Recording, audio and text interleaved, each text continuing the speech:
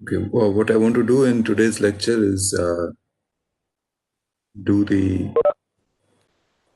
a brief review of the minimum mean squared error method. As we have seen, this MMSE method is a generalization of the least squares method that we have seen, which alternatively is called in the literature as the decorrelating method. And sometimes it is also called zero forcing method. So the least squares method, depending on whether you are looking at communications, signal processing, or in general machine learning, has different names. I think in the general machine learning community and the estimation and detection theory related literature, it is more or less known as least squares technique. In the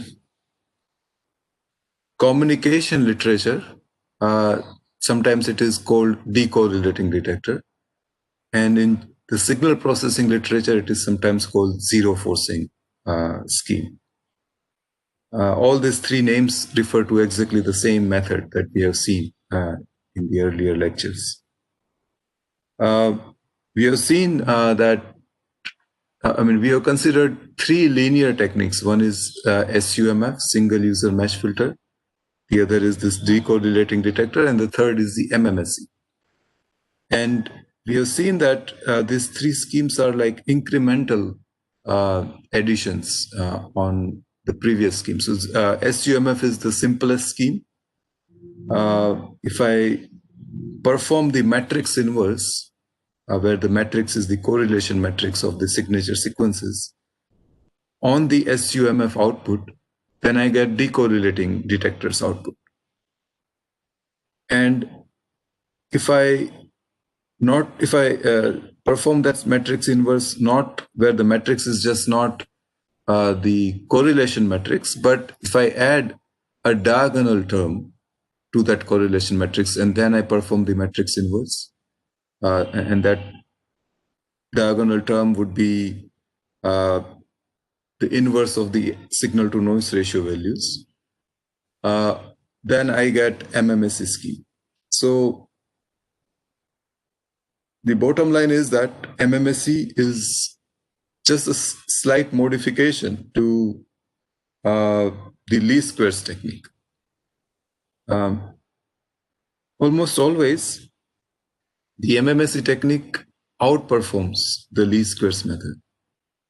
But the caveat is that MMSE method requires more of you as a designer. It requires that you, for example, somehow have estimated the signal to noise ratios.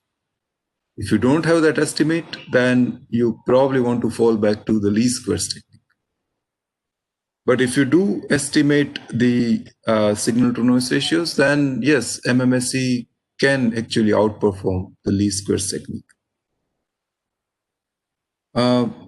So in that sense, the MMSE is kind of a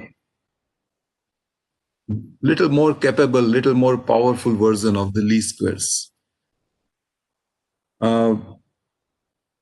Least squares, as we have seen last time, itself can be enhanced. And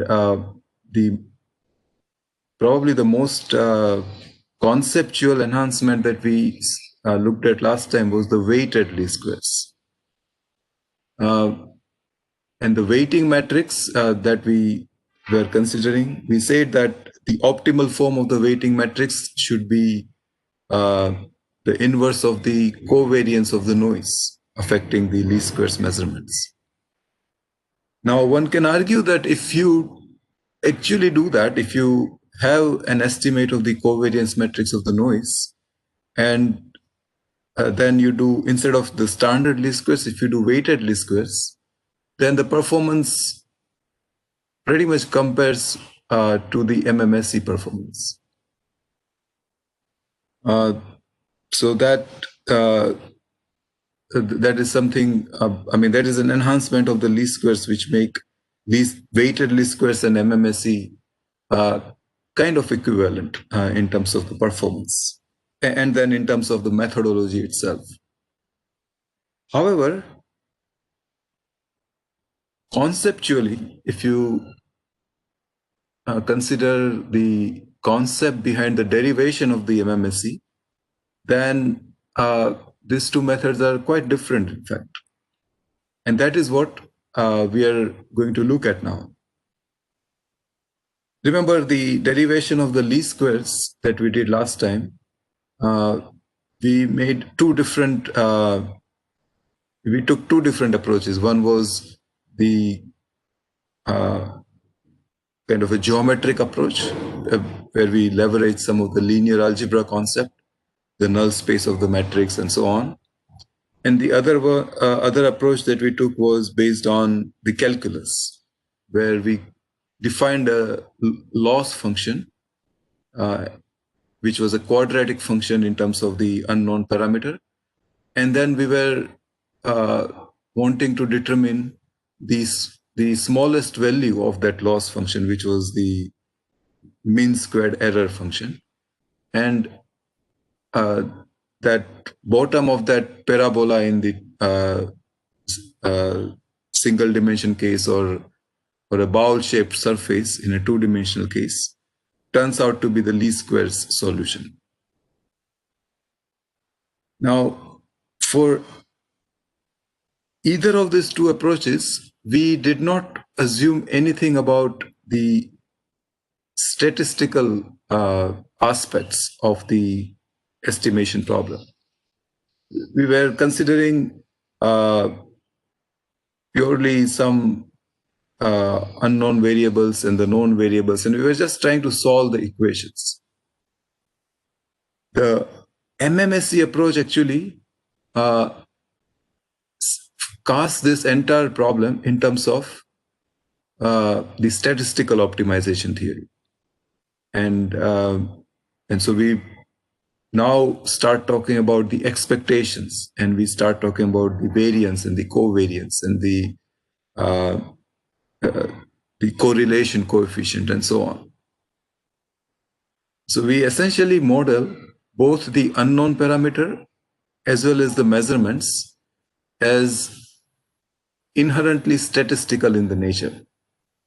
And now we want to minimize, again, the mean squared error, like what we did for the least squares. Here also we are defining the mean squared error, but now remember in the least squares approach, the way we defined MSE was we just took the average of all the squared error values. We know that average is not same as expectation. If the random process is ergodic, and if we have infinite number of the measurements, and if we average them out, then we do get expected value of that random process or random variable. But in general, expectation is the ideal output of average.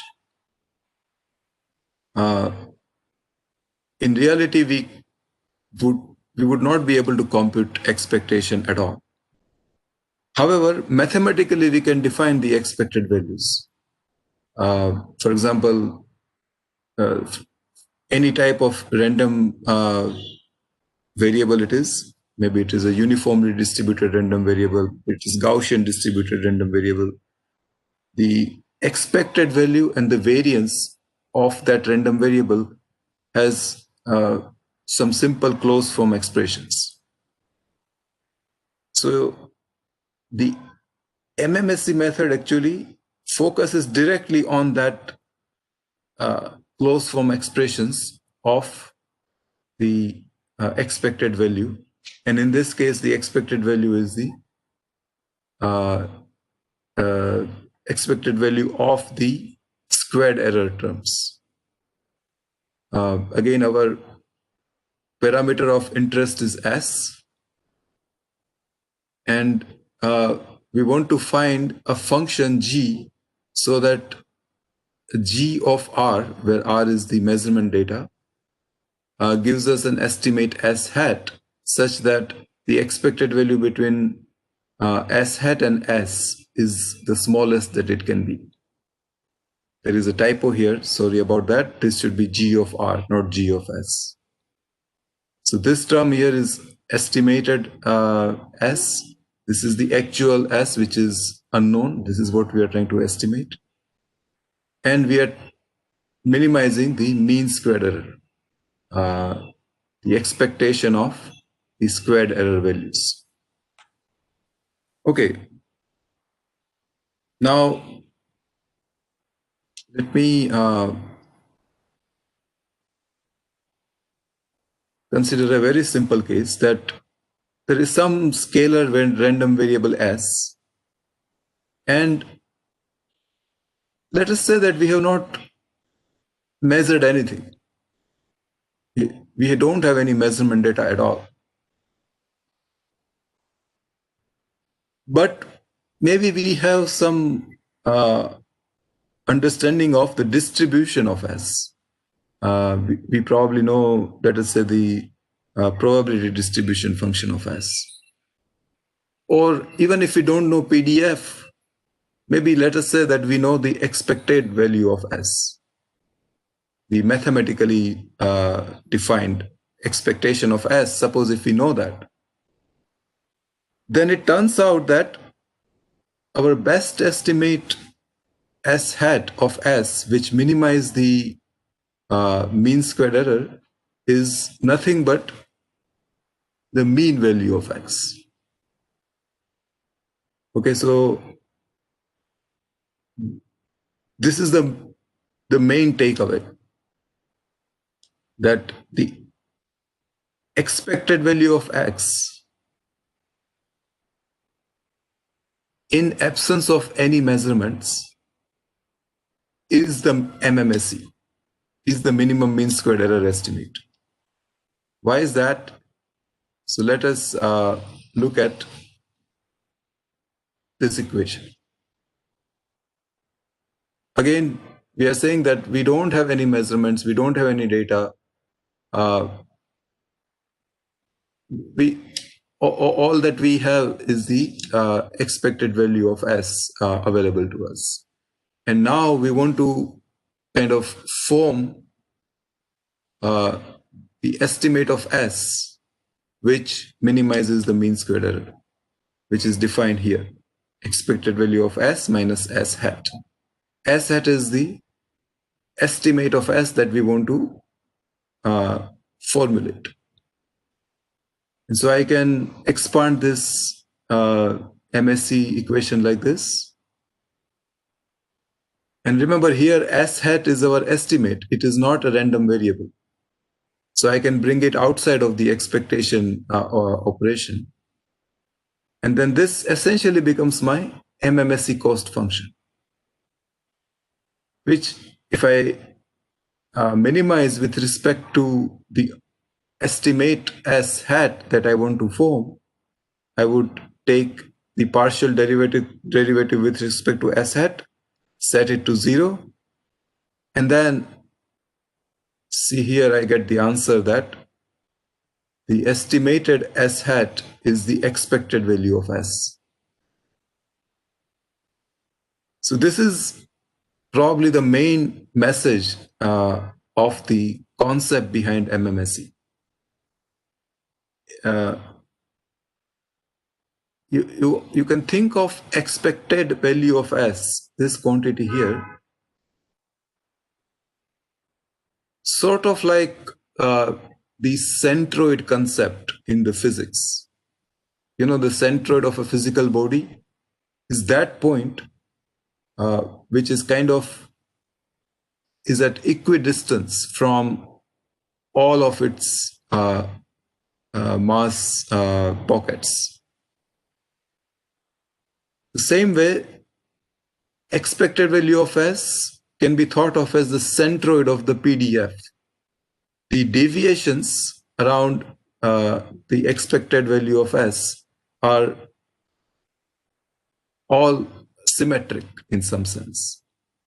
And so if you want to minimize the MSE, then you probably want to go to the expected value of S, because that, if you know that expected value of S, then that will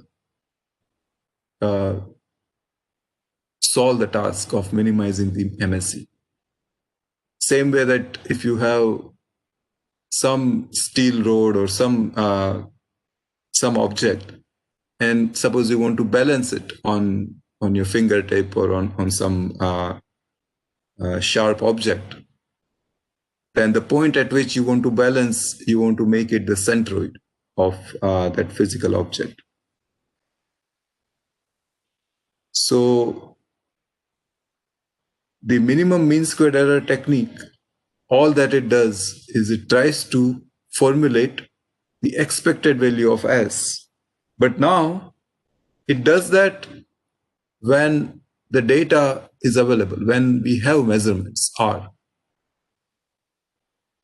And so again, we can formulate the same type of MSE cost function, except now instead of S being the random variable, we are defining a new random variable, which is S given R. Because we have some measurements of S, which we are collecting in this variable R. And so in this case now, the MMSE solution becomes expected value of S given R. Because now the variable became not S, but S given R. So the MMSE solution also changes to expected value of S given R. So this is the entire method of MMSE encapsulated in just very simple term. We are trying to estimate an unknown random variable S. We have some measurements of that variable, which we are collecting in a variable R. Then the MMSE estimate of S is nothing but expected value of S given R. And if you can somehow formulate that, then you are done. That becomes your algorithm. Okay, so now let us take some concrete examples. MMSE actually can be mathematically derived for the case when the variables are Gaussian distributed.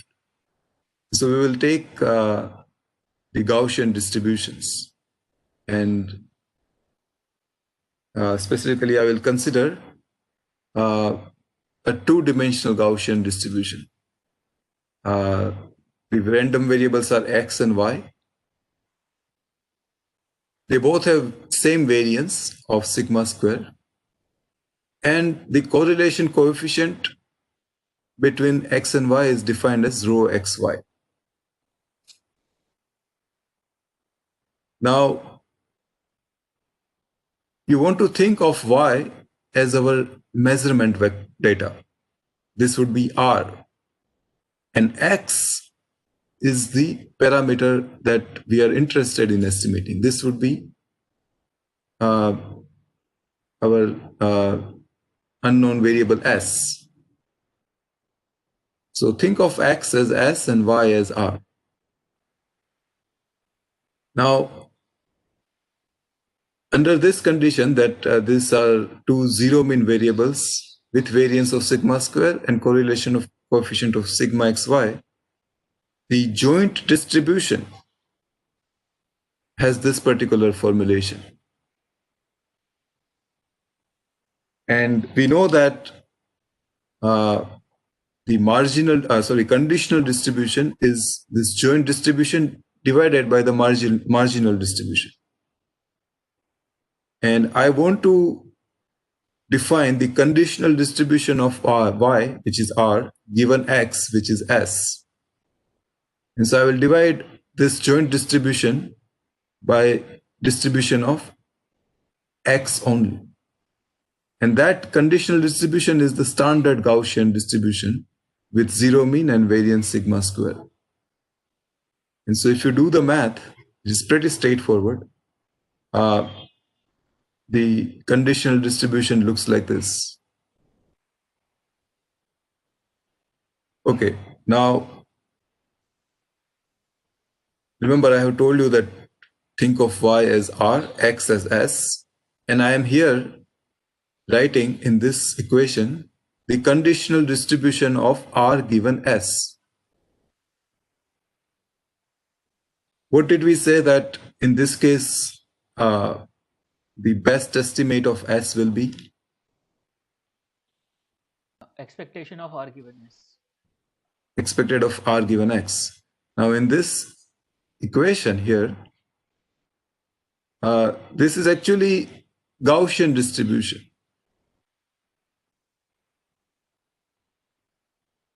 What is the expected value of this Gaussian distribution? It is this term over here. Rho x1. In the Gaussian distribution, the second term is the mean value, and the denominator is the variance. And so the expected value of y given x is nothing but rho xy times x. And so that becomes the MMSE estimate.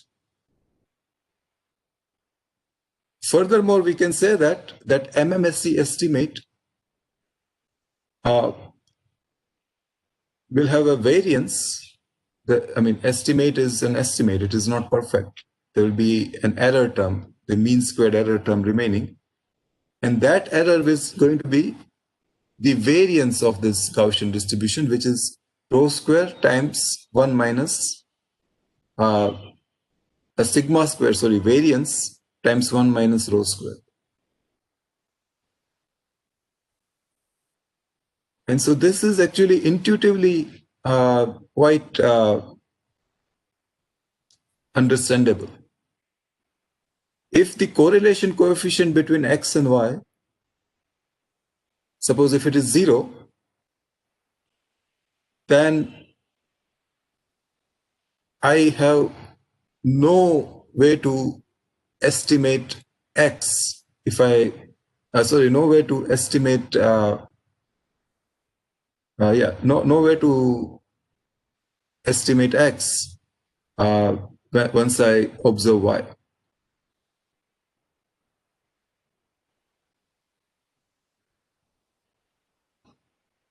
Oh, wait a second. Okay.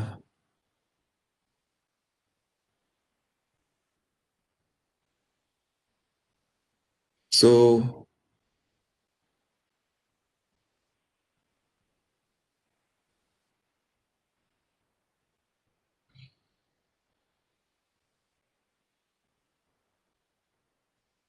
okay, I think I misspoke. X is actually the measurement variable. X is to be interpreted as R, and Y is to be interpreted as S. It's actually opposite of what I just said. And so this is the conditional distribution of S given R. And this is the expected value of S given R. Remember, the mean squared error estimate is expected value of S given R. And so I misspoke. You want to think of X as the measurements and Y as the unknown parameter of interest. So now we are estimating the parameter of interest as the correlation coefficient times X. Okay. Sir? Yeah. Distribution in the first slide. Yeah. Sir would be the conditional distribution of probability of y given x. Would that be different from probability of x given y? No, it will be the same except y and x will get interchanged. So the only change will be that this numerator will be not y minus rho times x, it will be x minus rho times y. Otherwise, it will have the exact same expression. Because x and y, they have the same exact Gaussian PDF. They both have variance of sigma squared, and they both are zero mean. Okay, but the reason why we are dividing this joint distribution by the marginal distribution of x is because we are considering x as the measurement parameter and y as the parameter to be estimated. So we want conditional distribution of S given R.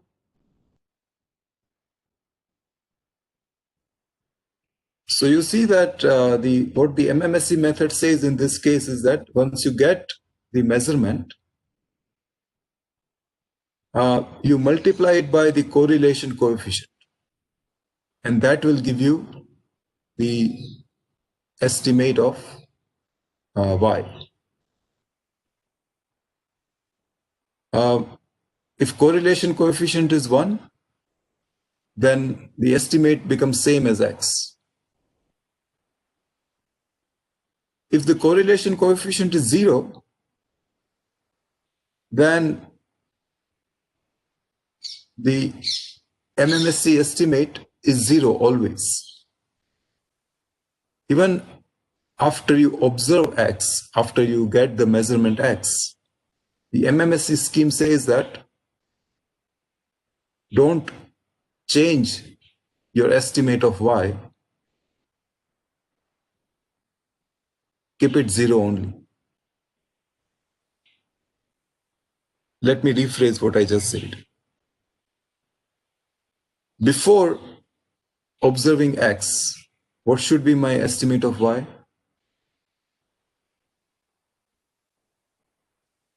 Suppose I have not observed the data at all. So X is, suppose, not measured.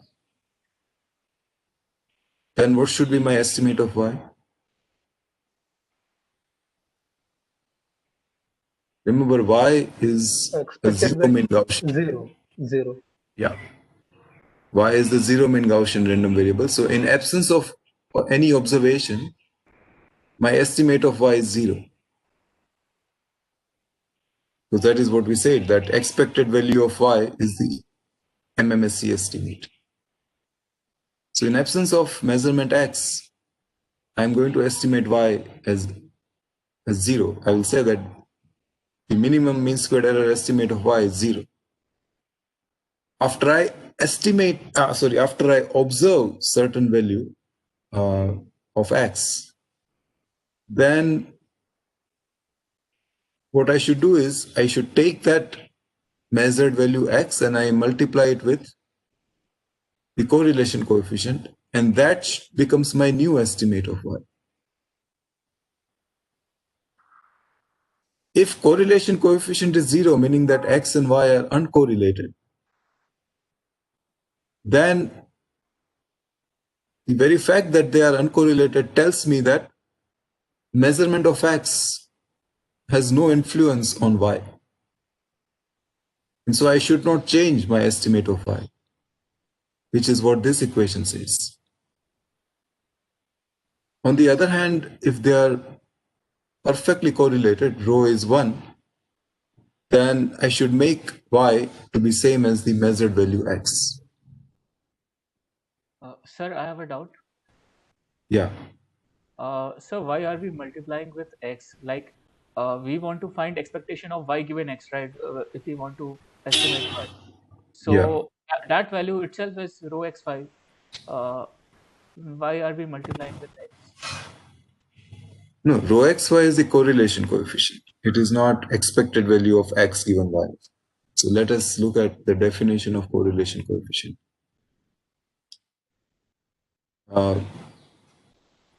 Correlation coefficient, I mean, assuming it is both x and y are zero mean, which is what this example assumes, then the correlation coefficient is nothing but expected value of x times y divided by standard deviation of x times standard deviation of y. This is how the correlation coefficient is defined. If the x and y are not zero mean, then we have to take the expectation of x times y and then subtract the product of the mean values. Sir, this I understood. Sir, but from that equation, how are we calculating expectation of y given x? Like normally we have this form y minus mx by 2 sigma square in the exponential. So that mean itself is the mean. This mean is for like conditional distribution of y given x. So Yeah. shouldn't that itself be the expectation of y given x? Yeah, exactly. So So this why mean is the expectation of y given x, and you see that the mean term is rho xy times x. So it's normally y minus mx by 2 sigma square in general form. So if m itself is rho xy, why do we need to multiply with x? No, m is rho xy times x, right here. See, this is m. Y minus m squared. This is y, so this has to be m. So the mean is rho xy times x, and divided by 2 sigma square, where sigma square now became sigma square times 1 minus rho square.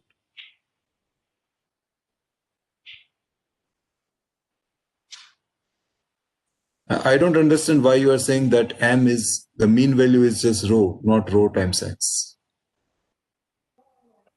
Joel, that So the doubt is general term is y minus mu whole square by 2 sigma square. Okay, I got it. See, once we observe x, x does not remain a random variable anymore. If x was a random variable, then I cannot put it in the place of mean. I got it, sir. But here x has been observed, so it is now taking a specific value. It's almost like a constant. It's not a random variable, and that constant term becomes the new mean of y. After I observe x, y doesn't remain zero mean anymore. Originally, it is zero mean. Maybe what I should have done is I should have written the marginal distribution of x and y, which is actually just the standard Gaussian distribution. It is 1 divided by 2 pi sigma square exponential function of minus x square divided by 2 sigma square, because they are zero mean. But after I observe x, and because these two variables are assumed to be correlated with this correlation coefficient, the conditional distribution takes this form. And so y is no longer zero mean. And that non-zero value of mean, which is rho xy times x, now becomes the MMSE estimate, as we had seen over here.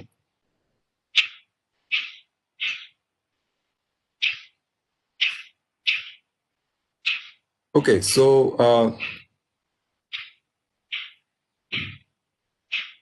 what I was saying is that this is quite intuitive, that if these two variables are perfectly correlated, then we estimate y simply as x, because rho is 1. If they are perfectly negatively correlated, so rho is -1, then whenever we observe x, we multiply it by -1, and that becomes y. For the intermediate cases, let's say correlation coefficient is 0.5, then we apply a multiplier factor of 0.5 to our observation.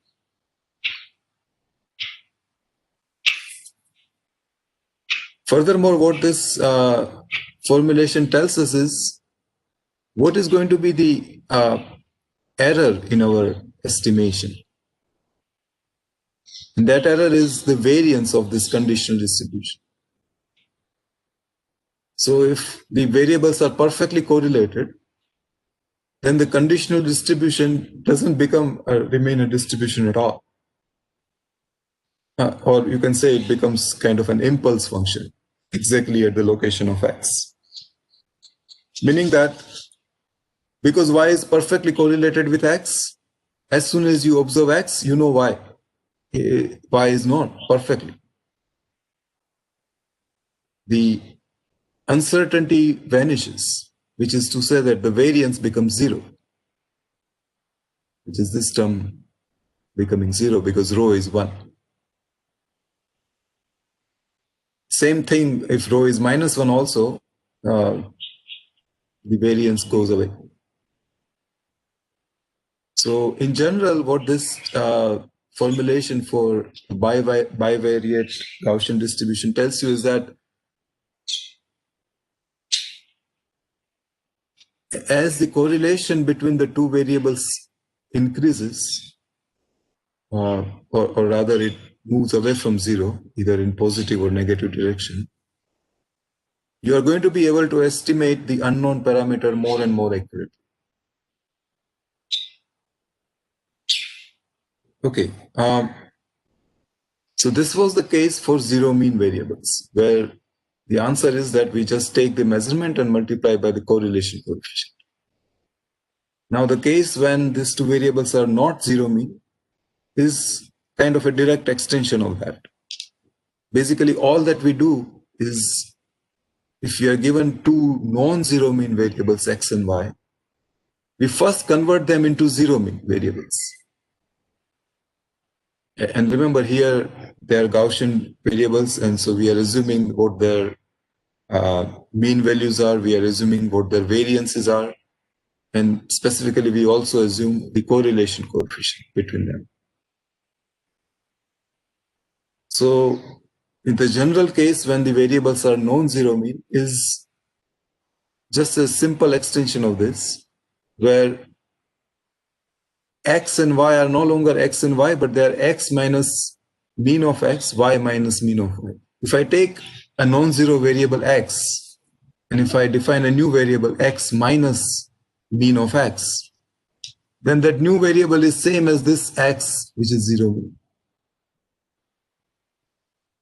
So that is the only difference that we will see on the next slide, where I'm assuming that the variables are not zero mean anymore. And now the joint distribution takes this form. It looks more ugly compared to this form here. But actually the other thing is that not only that they are having different non-zero means, x bar and y bar, but even their variances are possibly different. So x might have standard deviation of sigma x, and y may have standard deviation of sigma y. But the correlation coefficient is still available to us. And with that, we can define the joint distribution like this. And it can also be defined as this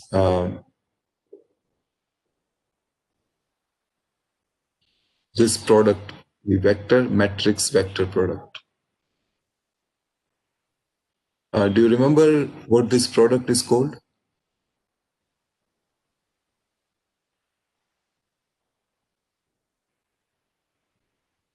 Or rather, yeah, if suppose this x minus x bar and y minus y bar are unit length,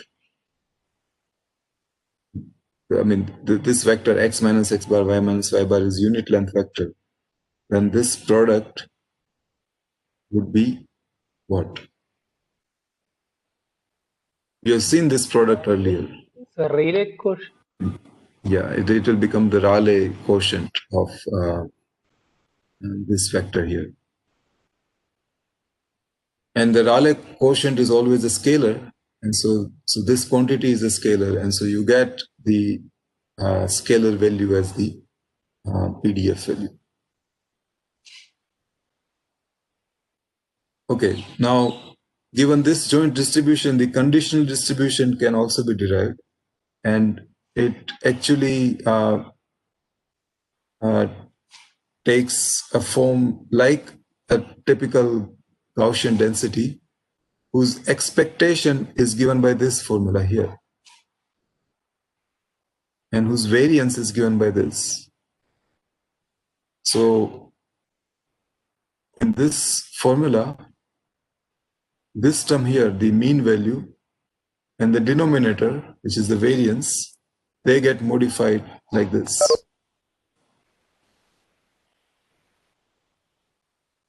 Now, you can quickly verify that this is a generalization of the previous equation, because if y bar and x bar are 0, and furthermore this variances are equal, then the conditional expectation reduces to rho xy times x, which was the answer that we got earlier. But what this generalized equation tells you is that we have to not only do this, but then multiply by the ratio of sigma y to sigma x.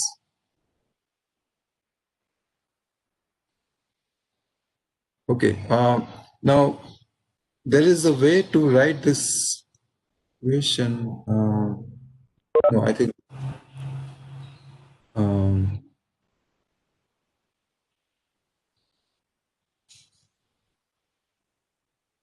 okay.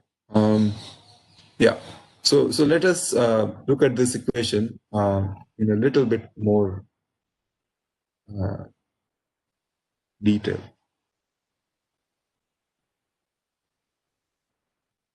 Okay. So what this equation tells me is that after measuring x, which is the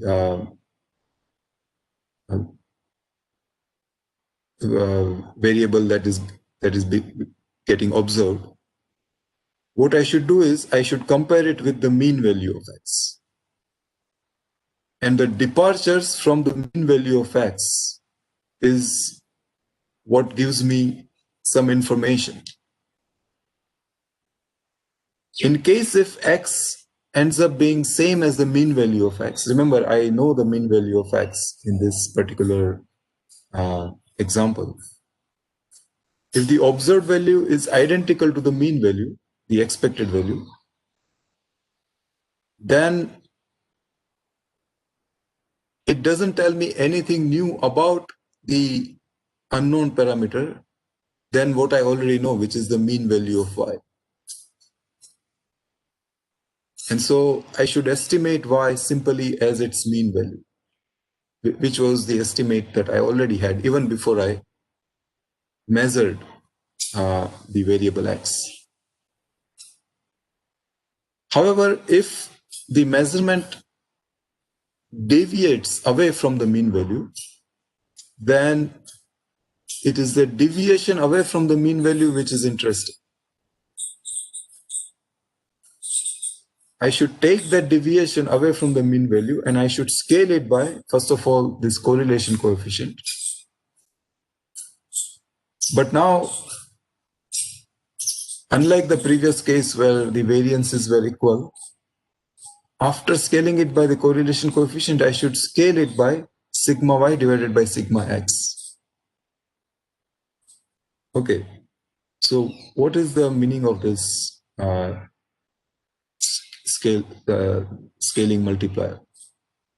Suppose if we say that standard deviation of x is very small, which means that I should almost always expect to measure x which is same as mean. So in that case, if I observe a value of x which is away from the mean, then that is highly informative. And so that difference, I should scale it up a lot. And that will happen because sigma x is in the denominator, and sigma x has been assumed to be some value pretty close to 0. And so any difference is going to get amplified.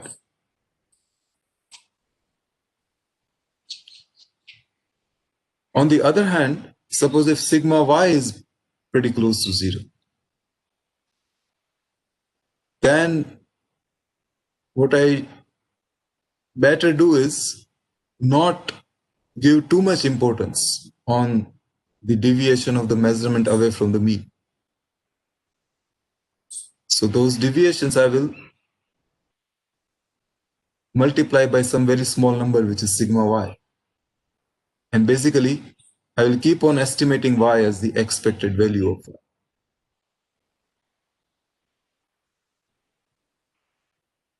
So this additional part here is the way that I need to modify the estimated parameter in the case when the two variables are 0 mean. Okay, let me take a very quick break here, and I'll be back in just a moment.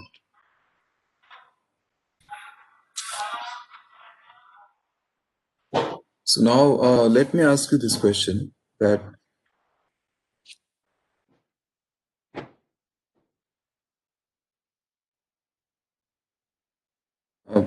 you can think of this particular problem statement where I have some variable y that I'm trying to estimate, or some s parameter that I'm trying to estimate given some measurement x or r. And we have seen that the MMSE estimate is given by rho times x. Now, the way I can write y also as I can write y as x plus n. So x is the sorry. I can write x, which is the measurement, as y plus n, meaning that y is my parameter of interest, and I'm observing that in the presence of noise. N is the noise, and that observation is x. Remember, these are all scalar values. These are variables. These are not factors. So if I write the estimation problem as trying to form the estimate of y when it is measured in noise as x equal to y plus n. Okay? And I say that I do not know anything about their distribution. I am not going to take even the statistical approach. I'm going to go with the MMSE approach. Least squares approach. Then what will be the least squares estimation of y? Did you get the question?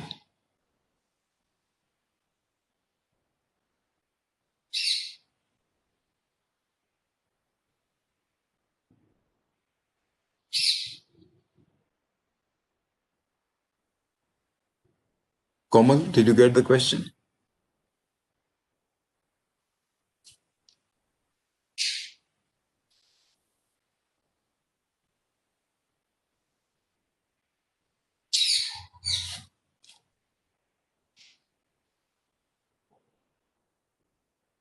Komal, are you there?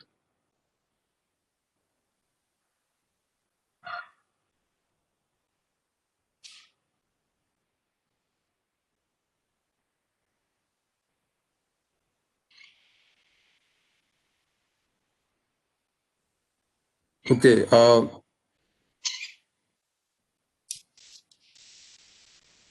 Kishan, how about you? Did you get the question? Sir, can you just repeat it once? Okay. Okay, Joel gave the answer, yes. The question is that if I'm not, if I, in this context, I'm taking that X and Y are statistical variables, and specifically they are Gaussian variables, and they have this type of joint distribution. Suppose I don't know anything, and let's say I'm not even a statistician, but I have strong linear algebra background. And so I say that I'm measuring I'm measuring X as Y plus N, where N is some noise. And I'll just do the least squares estimate on that. Then what will be the least squares estimate?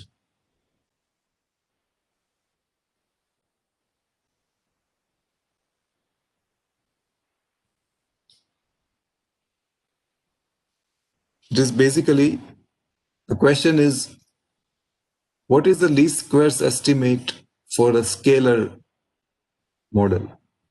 Least squares estimate for the vector model is what we have seen. What is the simplest version of the least squares where we have only one measurement, scalar value? And if I do the least squares on that, what do I get?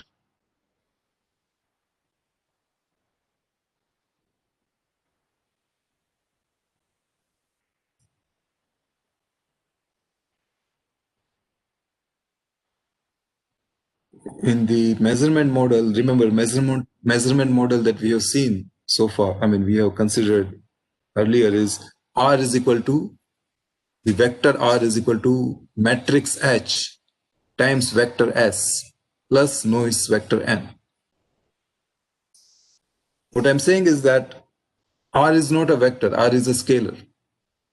H is not a matrix, it's a scalar, and that scalar is 1.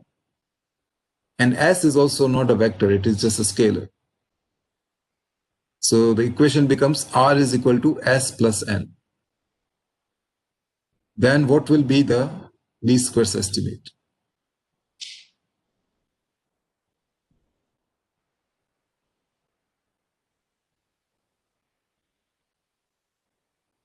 Basically, in the least squares formula, if that matrix H is replaced by unity 1, then what becomes the answer? Yeah. So Joel already did that. Remember, least squares is H Hermitian H inverse times H Hermitian. But when H itself is 1, then the answer obviously becomes 1. 1 times 1 is 1, inverse of 1 is 1, 1 times 1 is 1. So it's trivial. So basically, the least squares estimate is like MMSE, except that it assumes that correlation coefficient is 1.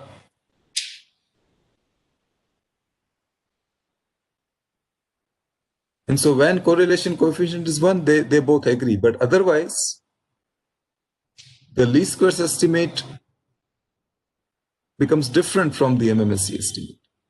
Specifically, the MMSE estimate says that if I know that the variables are uncorrelated, then I should estimate Y as 0. Whereas least squares will chase X, will still keep on chasing X. Although knowledge of X, we know, will not give us any information about Y at all because they are uncorrelated. The least squares, suppose if I observe X of 0.5, it will make the estimate of Y as 0.5. But 0.5 is away from the actual mean, which is 0. And so my estimate is not going to be optimal anymore. So that is where the optimality of MMSE comes into the play. Okay, so that is a very quick note that I wanted to make between MMSE and least squares. But otherwise, actually, MMSE can also be cast into the same type of linear form that we had earlier seen in the context of least squares. Except now the optimization is performed in a statistical manner. And once we solve that statistical optimization problem, the answer becomes same as what we were looking at just now. For the general case, when the variables are non-zero mean and they may have different variances. So this is the answer that we had seen earlier. But here, that same answer has been derived by solving the problem of fitting a line through the random measurements. We get exactly the same answer as before, where we specifically assumed that R and S are Gaussian variables. Here they are any type of random variables. And so what this tells us is that MMSE is a general technique, although over here we derived it in the context of jointly distributed non-zero mean Gaussian variables. If the estimation problem can be cast as a linear regression problem, then even without assuming that the variables are Gaussian distributed, we still get the same answer. And the math is here. This math is pretty simple for you to follow. All that I did was I took partial derivatives of the variables that I want to define, the estimation variable, with respect to the variable that is being determined, W0 and W1. I set that partial derivatives to 0, and these are the answers that I got. Okay, so this is kind of another way to derive the MMSE solution, or more than the derivation itself, which is pretty straightforward. The point that I wish to make is that MMSE is also this type of line fitting solution, except that it obtains the best fit line, this red line, the formula for the red line, using a statistical approach. And therefore, unlike the least squares, the answer that we get is quite different. Okay, the last thing that I want to say is that this is still a case of scalar measurements and scalar parameter. X and Y are still scalars.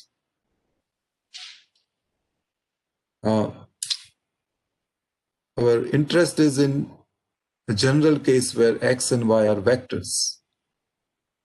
So it turns out that this almost same type of form applies when X and Y become vectors.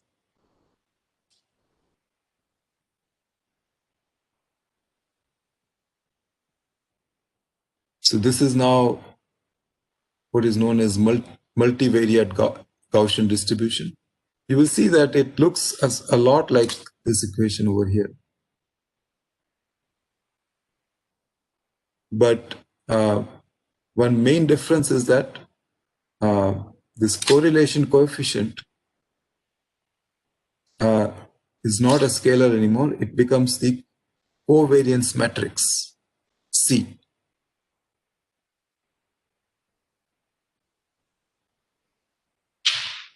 But the conditional expectation formula looks a lot like this formula. Y bar plus sigma y divided by sigma x times rho times x minus x bar becomes this equation over here.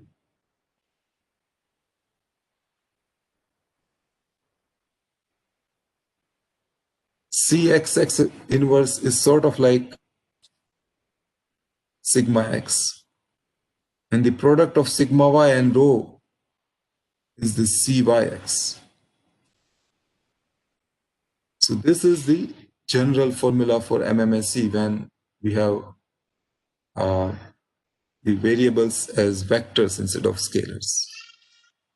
And the way to understand this math is to first get a handle on this simple case, the scalar case. And the scalar case can be understood once we go to the simplest version of this scalar case.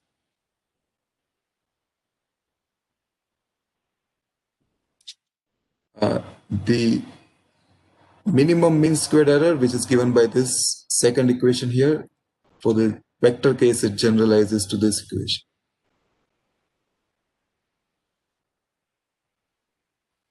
And now we can actually take our original vectorial model, R is equal to H times S plus U, which we have seen in multiple different problems earlier. And it turns out that if we do the math, then the conditional expectation of S given R is given by this formula here. The covariance matrix of S times H is same as Cyx. The correlation matrix between X and Y. This term here comes from Cx inverse. And then finally, this is nothing but Y minus mean of Y. H times S bar is the mean of R. This first line follows directly from this equation.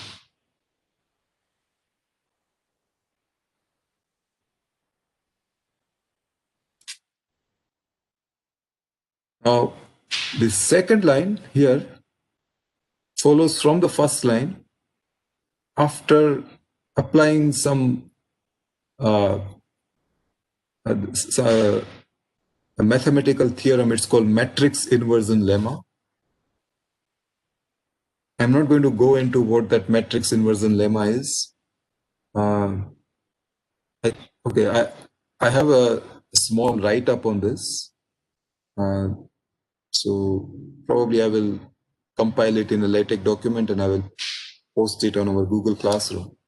So if you want to see where the second line, how it is derived using this matrix inversion lemma from the first line, then all the ugly derivation details are going to be in that document I will post sooner or later. But as of now, just take it from me that the second line can be derived from the first line.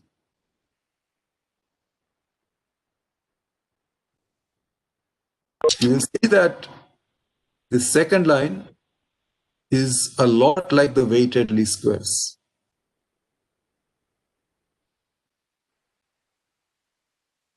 Differences which we are going to ignore. This MMSE says that I should make use of the mean value of S if I have it.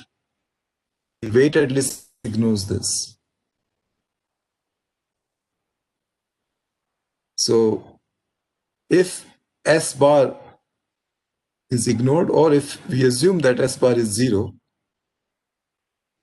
if S bar is 0, then the MMSE actually does start becoming looking a lot like weighted least squares. If it is not 0, then weighted least squares just ignores it. So to see that similarity, let us assume that S bar is 0. So now this term goes away and this H times S bar term goes away. Then what remains? H Hermitian CU H times H Hermitian CU inverse. By the way, I think this should be CU inverse here. This is a typing mistake. It should be H Hermitian CU inverse H Hermitian CU inverse.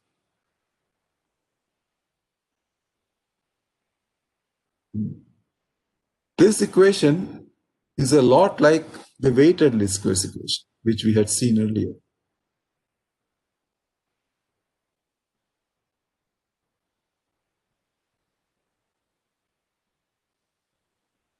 And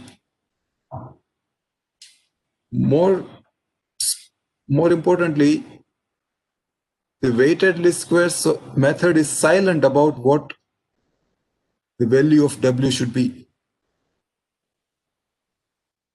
Whereas MMSE actually tells you that the value of W, the weighting matrix, should be CU inverse, the covariance matrix of the noise, the inverse of the covariance matrix of the noise. So that is how we can connect MMSE with the weighted least squares.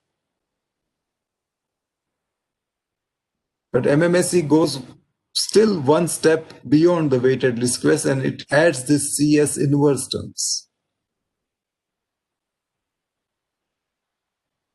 The covariance of S. And it is this term here that we have earlier made it equal to the inverse of the SNR values. So the MMSE technique that we have formulated earlier is given by the second equation, where S bar is assumed to be 0, which is kind of the case for the communication problem. The symbols are supposed to be 0 mean. So we can be justified in assuming S bar to be 0.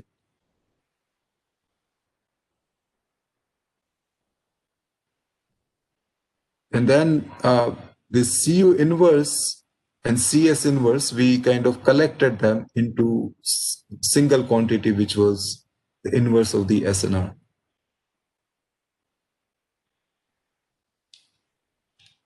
Okay, so that is a kind of a conceptual derivation of MMSE. Let us see what time it is. Okay, it is 11:20. I will now kind of change the gears a little bit and kind of give you not a technical concept, but I want to emphasize the importance of this techniques that we have studied. Least squares technique in the last lecture and the MMSE today.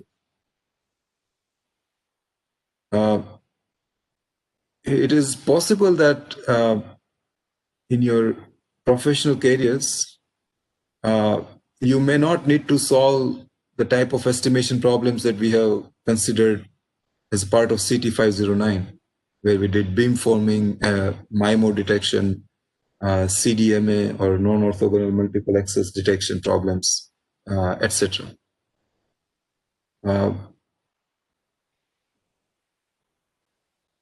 What I want to mention next is that there are so many engineering problems where the least squares and the MMSE, specifically the linear regression of the type that we define by this type of diagram, they materialize. And so very quick look at the type of questions that can arise. Agricultural problem, where the question is that given a particular amount of rainfall, we want to know how much crop yield we will get. And we have some data from the previous years. And now we are given a particular amount of rainfall for which we don't have data, and we want to estimate what is the expected value of the crop for this particular amount of rainfall. Or it can be, that was a single dimensional question. It can become a two-dimensional question. Yield of rice and the amount of fertilizer. So now we have again some data, but now those data points are two-dimensional. So again, instead of fitting a line, we fit a plane. And we get the same type of solution that either the least square or the MMSE provides to us. In general, using this linear regression techniques, we can answer variety of different types of questions. Are the variables dependent or independent of each other? What is the trend? If suppose some independent variable changes by delta, how is the dependent variable expected to change? Where in this examples, the independent variables would be X and Y coordinates, rice yield and the rainfall, and the dependent will be the amount of fertilizer that is to be used. So if the independent variables change, how much change will there be in the dependent? Projection, that if I'm given certain values of independent variable, give us the likely value of the dependent variable. And it can come in many different, the same question may come in many different contexts. Do body weight, calorie intake, and all that influence the cholesterol level or the oxygen level and phosphor stimulate the plant growth? Or in the management terminology, customer satisfaction and brand perception influence some customer-driven metric. Trend, if the body weight increased by some kilogram, how much the life expectancy will change? Projection, if somebody is smoking certain number of cigarettes, what is the life expectancy, or and so on. So there is a wide variety of problem statements which all ultimately fall into this least squares / MMSE solutions. So basically what I want to show to you is that least squares and MMSE have a lot of power. Using these two techniques, you can solve a wide variety of different problems. Beginning of last lecture, I tried to talk about this surveying problem that arises in civil engineering. I should have written down that problem also here. But civil engineering is also does not escape from the pervasiveness of these methodologies. Astronomical data can also be processed and understood in the context of the least squares. Mechanical engineering related questions. Some logistics questions in terms of how to manage the inventory or how to price an item. What is the best price of an item? What is the best way to determine the value at which we should sell a particular item, a book or something? Given that we know what is the production cost and what is the other administrative costs.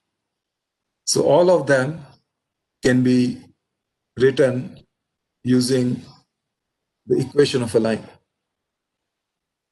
And that equation of a line can be written as H times S is equal to R, where R is the measurement vector. The parameters of interest are the slope and the abscissa of the line. And these are our independent variables. In this case, independent variable 1 is just vector of all ones. The other is the data point at which the measurements are collected. Sometimes it happens that the question does not appear to be linear. For example, the measurements may be given by this non-linear equation. But still, if you can write the measurement as some product of the unknown variable times some matrix H, then the composition of matrix H can involve non-linearities. That wouldn't matter. So a problem which appears to be non-linear can also be cast in a linear framework. And so in this case, we have solved the composition of this radioactive material. How much of it is one type of radioactive and the other, how much of it is the other type of radioactive material. That problem we have been able to solve using the mathematics of p-squares. So these are some of the problems that actually I took from some textbook on linear algebra to show to you that the application domain of least squares and MMSE is pretty large. Okay, so it is 11:26. Let us see.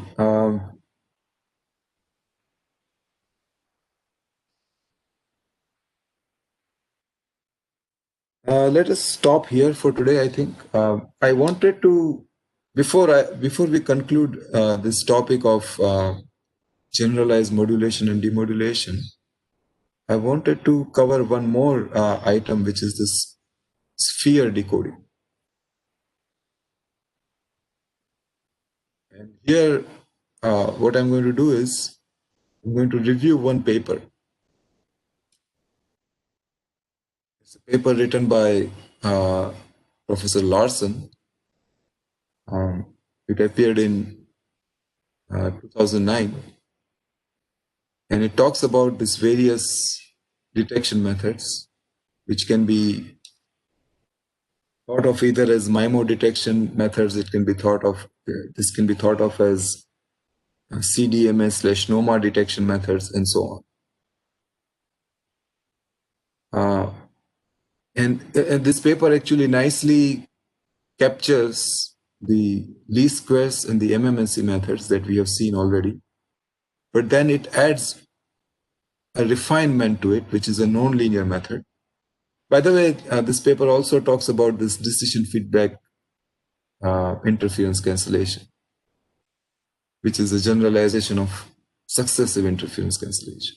So it describes that as well. But then in addition, it describes even a more powerful technique, which is known as sphere decoding. And the sphere decoding actually gives the best possible performance. It actually even outperforms this decision feedback IC. And as you do the ongoing lab 4, you will see that decision feedback IC, it already is pretty good. And so sphere decoding is on top of that. So that sphere decoding is what I wish to go over with you. And for that, I will be reviewing this paper. Okay, so this paper is going to be the topic of our next lecture. It will be pretty quick. We will finish this paper in maybe 15 to 20 minutes, I think. But at the end of it, you should have a pretty good idea of this sphere decoding scheme.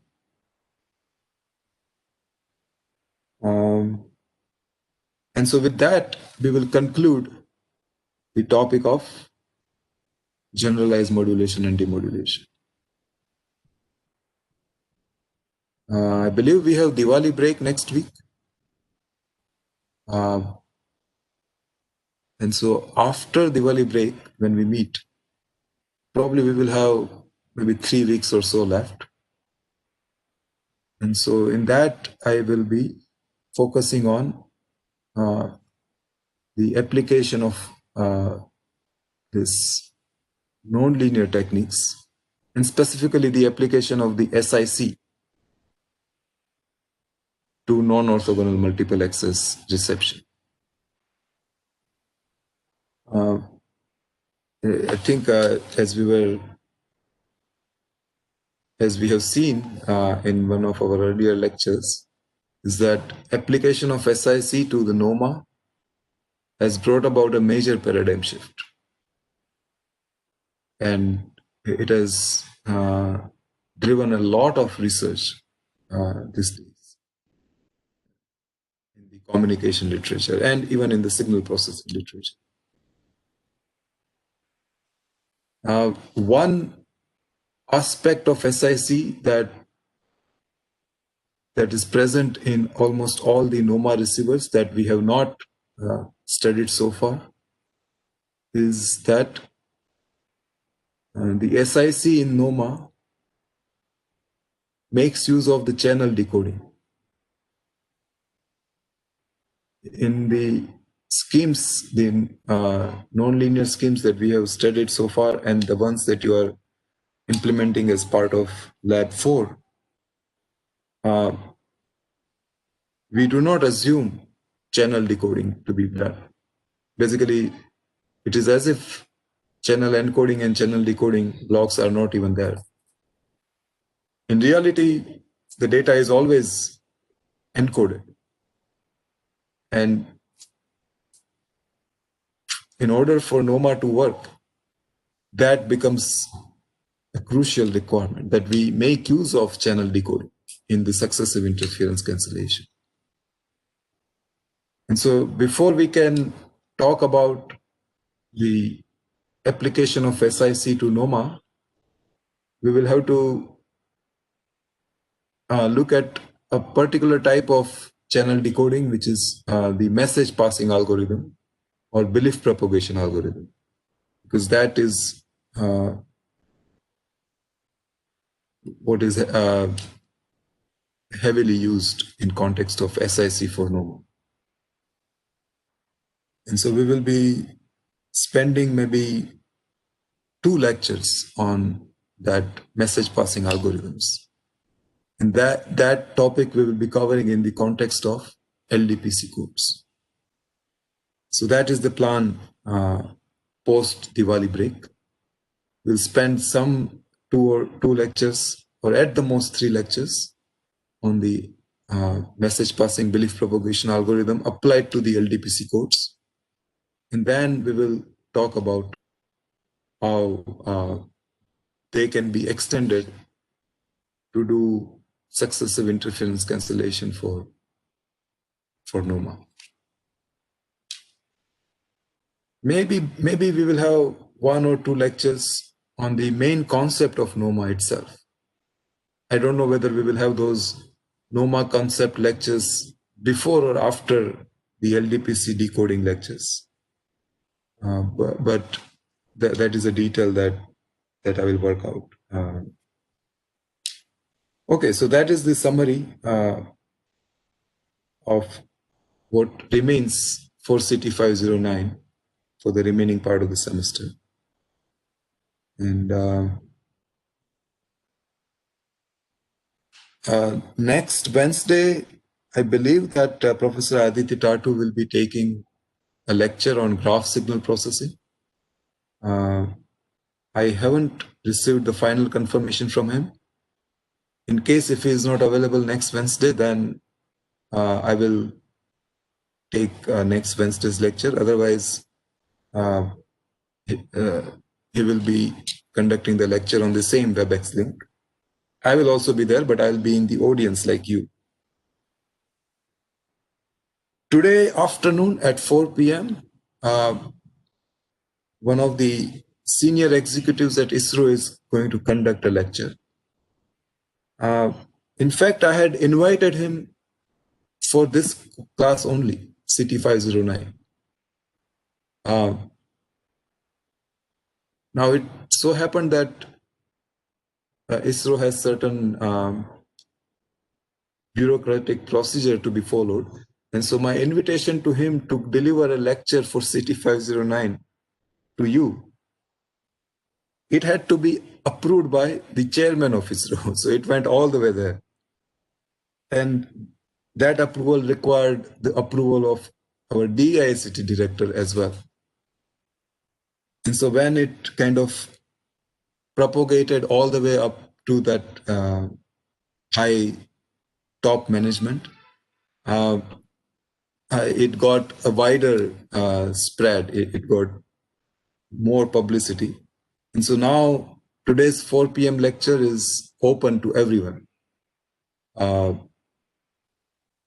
So you would have seen an email from me where I have invited all of the PG students, and apparently it has also gone to our social media. So even the UG students have been invited. I don't know. I don't think many of the UG students will join, but the point I wish to make is that this is supposed to be CT509 lecture. So all of you should be there today at 4 o'clock.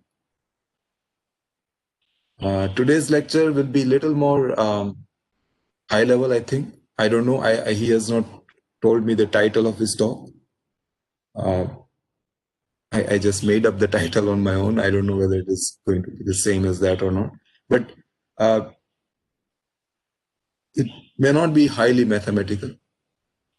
There is one other lecture that is also planned, also will be given by an engineer at ISRO.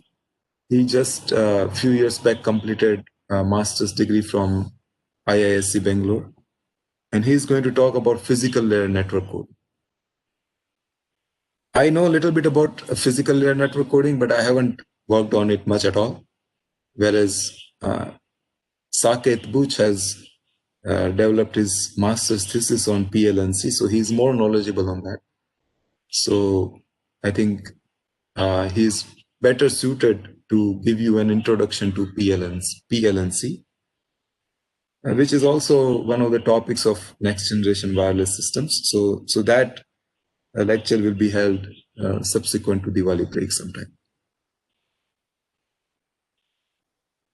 Okay, so that is all from me for today. I will open the floor to any questions that you may have.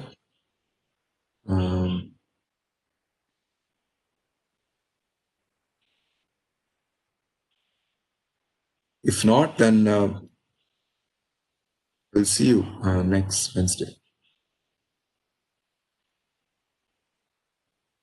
Sir, good morning, sir. So this is not regarding the lecture. Sir, actually, me and Nandit wanted to have the meeting related to the project. So if you could give us a suitable time today.